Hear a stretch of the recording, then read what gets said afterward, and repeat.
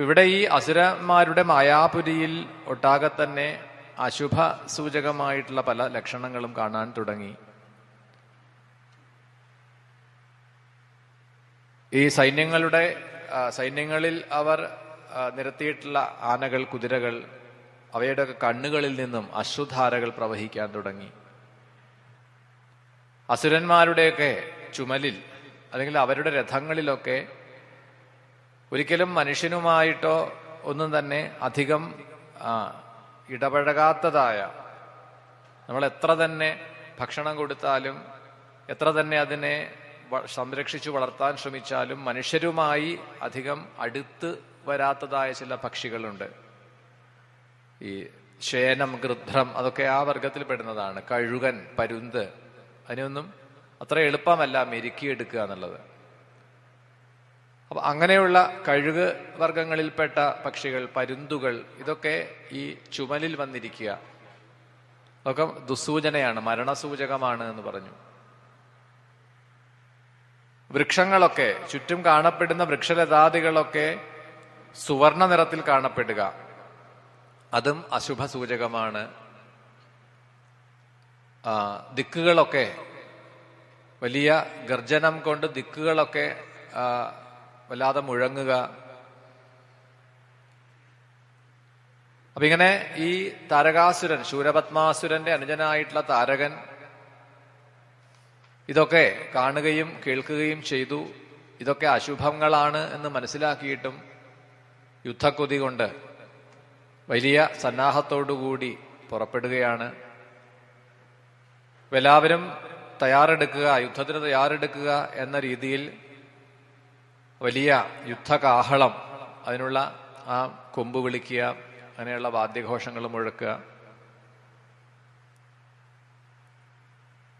അങ്ങനെ സൈന്യങ്ങളൊക്കെ പുറപ്പെട്ടു.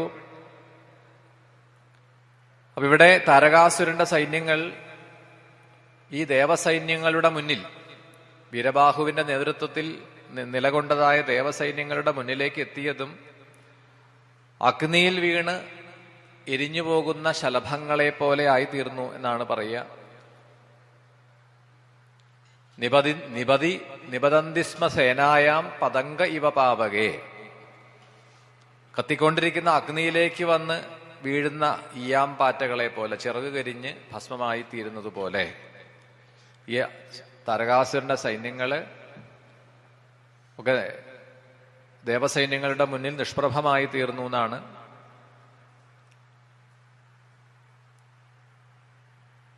അപ്പോഴേക്കും ആ സുബ്രഹ്മണ്യനും സേനകളോട് കൂടിയിട്ട് അവിടെ എത്തിച്ചേർന്നു. അതിഘോരമായിട്ടുള്ള യുദ്ധം ആണ് പിന്നീട് നടന്നത് എന്ന് പറഞ്ഞു. വീരബാഹുവും അതുപോലെ താരകാസുരനും തമ്മിലുള്ള യുദ്ധമാണ്. രണ്ടും പേരും ശക്തന്മാരാണ് എന്നാണ്. ശൂരപത്മാസുരന്റെ അനുജനായിട്ടുള്ള താരകനും ഈ സ്കന്ദന്റെ സേനാനിയായിട്ടുള്ള വീരബാഹുവും അതിശക്തന്മാരാണ്, പ്രബലന്മാരാണ്. അതികഠിനമായിട്ടുള്ള ആ യുദ്ധത്തിൽ കുറെ സമയത്തേക്ക് ആർക്കും തന്നെ ജയപരാജയങ്ങൾ ഉണ്ടാവുന്നില്ല.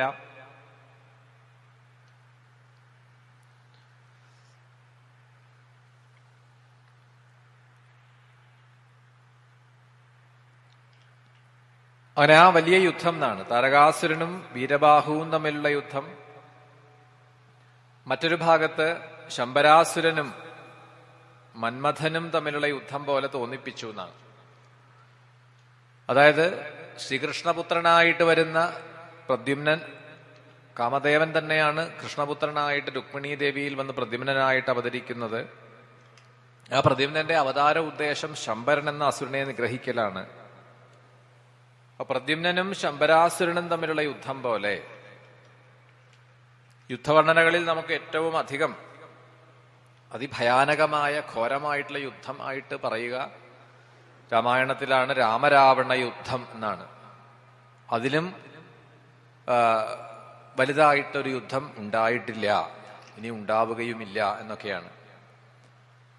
അപ്പൊ അത് രാമരാവണ യുദ്ധത്തിന്റെ മഹിമയെ അല്ലെങ്കിൽ പ്രഭാവത്തെ പറയുന്നത് ആരാണ്? ഹനുമാൻ തന്നെയാണ്. പ്രസിദ്ധമായിട്ടുള്ള ഒരു കഥ മഹാഭാരതത്തിൽ കാണാം. ഈ ഹനുമാനും അർജുനനും തമ്മില് ഒരു അഭിപ്രായ വ്യത്യാസം ഉണ്ടാവുകയും ഒടുവിൽ ശ്രീകൃഷ്ണ ഭഗവാൻ തന്നെ അതിലിടപെടുകയും, അങ്ങനെയാണ് ഏറ്റവും ഒടുവിൽ കുറേണ്ട് വിസ്തരിച്ചിട്ടാണ് കഥ പറയുക. അപ്പൊ അർജുനന്റെ കൊടിയടയാളമായി തീരാം എന്ന് ഹനുമാൻ സമ്മതിക്കുകയാണ്. അപ്പൊ ഈ യുദ്ധം ആരംഭിക്കുമ്പോൾ മുതൽ തേരിന്റെ മുകളിൽ ഹനുമാന്റെ സാന്നിധ്യമുണ്ട് ഈ കുരുക്ഷേത്ര യുദ്ധത്തിൽ. പക്ഷേ യുദ്ധക്കളത്തിൽ ഈ തേരിങ്ങനെ ഓരോ ദിവസവും സഞ്ചരിക്കുമ്പോഴും ഈ യുദ്ധം നടക്കുമ്പോഴൊന്നും തന്നെ ഹനുമാൻ അതിന് പിന്തിരിഞ്ഞിട്ടാണ് ഇരിക്കുക എന്നാണ്, പിന്തിരിഞ്ഞിട്ടിരിക്കുകയാണ്. അപ്പൊ ചോദിക്കുന്നുണ്ട് അർജുനൻ, അങ്ങക്ക് ഈ യുദ്ധം കാണണമെന്ന് തോന്നുന്നില്ലേ എന്നാണ്. അപ്പോഴാണ് ഹനുമാൻ പറയണത്, ഈ യുദ്ധം വെറും എനിക്ക് കുട്ടിക്കളി പോലെയാണ് തോന്നുന്നത് എന്നാണ്. കുട്ടികള് പല രീതിയിലും ഓരോ കുട്ടികളുടെ അഭിരുചിക്കനുസരിച്ച് അവർ പലതും, ചെറിയ പാത്രങ്ങൾ കിട്ടിയാൽ അവര് വെറുതെ ഇരിക്കുമ്പോൾ ആ ചെറിയ ചെറിയ പാത്രങ്ങളിൽ ഭക്ഷണം ഉണ്ടാക്കി കളിക്കുകയാണ്. പണ്ടൊക്കെ പറയും കഞ്ഞിയും കറിയും വെച്ച് കളിക്കുക എന്ന് പറയും. ഇനി അതല്ല കുട്ടികളുടെ അഭിരുചിയെങ്കിൽ അവര് വാഹനങ്ങൾ ഉണ്ടാക്കിയിട്ട് ഓടിച്ച് കളിക്കും. അതുപോലെ കളിത്തോക്കുകളൊക്കെ കിട്ടിക്കഴിഞ്ഞാൽ അതുകൊണ്ട് പരസ്പരം അങ്ങനെ തമ്മിൽ തല്ലി കളിക്കും. അപ്പൊ കുട്ടിക്കളി പോലെയാണ്, ബാലിശമായ ഒരു രീതിയിലാണ് ഇതിനെ തോന്നിപ്പിക്കുന്നത്. കാരണം ഞാൻ ആ രാമരാവണ യുദ്ധത്തെ കണ്ട ആളാണ് എന്നാണ്.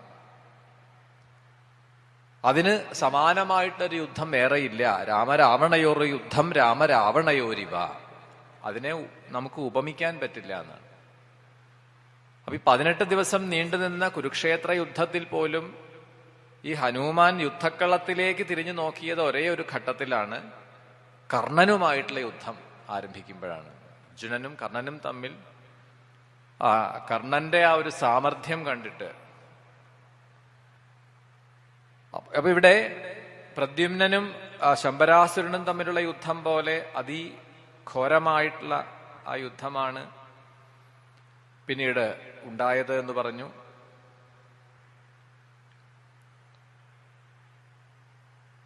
അപ്പൊ അതിനിടയ്ക്ക് അവർ തമ്മിലുള്ള ചില സംവാദങ്ങളൊക്കെ നടക്കുന്നു.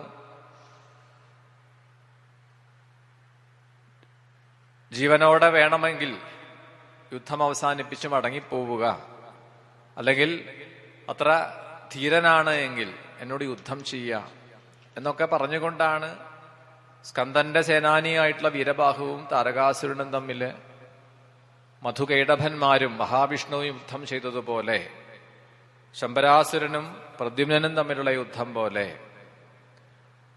ഇത് കാണാൻ വേണ്ടിയിട്ട് യക്ഷന്മാരും ഗന്ധർവന്മാരും സിദ്ധന്മാരും ഒക്കെ ആകാശത്തിൽ അങ്ങനെ നിരന്നു. ബുധനും ശുക്രനും ഒരേ രാശിയിൽ സമീപിക്കുമ്പോൾ, ഒരേ രാശിയിൽ വന്നു നിൽക്കുന്ന സമയത്ത് മേഘം വർഷിക്കുന്നത് പോലെ എന്നാണ്. ഈ ബുധന്റെ ആ സ്ഥാനചലനം അനുസരിച്ച് ഈ പുരാണങ്ങളിലൊക്കെ ജ്യോതിഷത്തെ അല്പമല്പമൊക്കെ ആയിട്ട് പറയും. അപ്പൊ അതിൽ ചിലയിടങ്ങളിൽ പരാമർശം കാണാം. ബുധന്റെ ഇപ്പൊ ഭൂമിയിൽ നിന്ന് അല്ലെങ്കിൽ സൂര്യനിൽ നിന്ന് ബുധൻ അകലും തോറും, അല്ലെങ്കിൽ ഇപ്പൊ നമ്മൾ വസിക്കുന്നതായ ആ ഭൂമിയിൽ നിന്നും ബുധന്റെ ആ ഒരു മാറ്റം അനുസരിച്ച് എത്രത്തോളം അകന്നു സഞ്ചരിക്കുന്നു അല്ലെങ്കിൽ എത്രത്തോളം അടുത്തു വരുന്നുവോ ഇതിനനുസരിച്ചിട്ടൊക്കെ ഈ പലതരത്തിലുള്ള പ്രകൃതിക്ഷോഭങ്ങളും ഉണ്ടാവാറുണ്ട് എന്നാണ്. അപ്പൊ ബുധനും ശുക്രനും ഒരേ രാശിയിൽ വർത്തിക്കുന്ന സമയത്ത് അതിഭയങ്കരമായിട്ടുള്ള വർഷം ഉണ്ടാവുന്നു എന്നാണ്, അതികഠിനമായിട്ടുള്ള മഴ ഉണ്ടാവുന്നു. അതേപോലെയായിരുന്നു ഈ യുദ്ധത്തിൽ പരസ്പരം ആയുധങ്ങളെ ശസ്ത്രങ്ങളെ വർഷിച്ചത്.